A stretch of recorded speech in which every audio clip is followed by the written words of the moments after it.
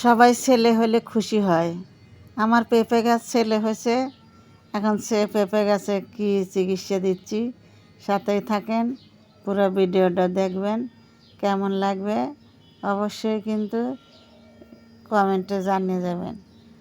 7 মাস পরে এখন দেখেন গাছটা মর্দা হয়ে গেছে।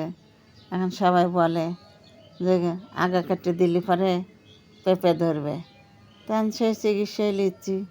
দেখি পেঁপে গাছের আগা কেটে দেই, দেখি তো পেঁপে ধরে নাকি। কেমন হলো আমার আজকের ভিডিও, অবশ্যই পুরো ভিডিও দেখবেন। আর আমার গাছে জল পেঁপে ধরে আমি আপনাদের মাঝে আবার ভিডিও নিয়ে আসবো। দেখি তো এই সবাই বলতেছে, সেই চিকিৎসাটাই করে দিলাম। কেমন হলো অবশ্যই সবাই ভিডিওটা দেখবেন। মানুষ কয় না যে কপালে সুখ নাই, বিয়ে বাড়ি ভাত নাই।